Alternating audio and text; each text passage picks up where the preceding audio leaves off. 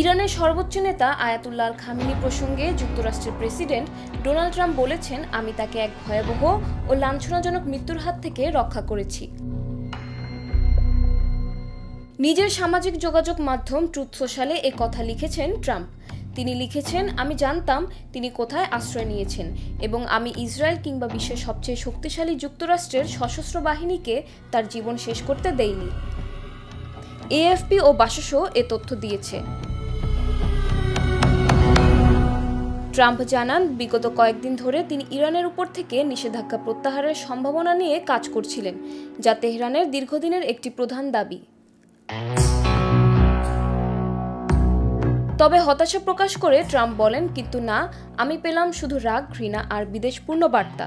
ফলে আমি সঙ্গে সঙ্গে নিষেধাজ্ঞা শিথিলের সব কাজ বন্ধ করে দিলাম। একই সঙ্গে তিনি ইরানকে আবারও আলোচনার টেবিলে ফিরতে বলেন।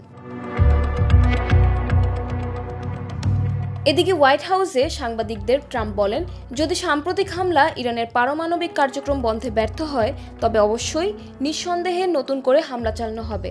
তিনি আরও বলেন, খামেনি এবং ইরানকে আমরা ভালোভাবেই পরাস্ত করেছি। এটিই ছিল যুদ্ধ শেষ করার সেরা সময়।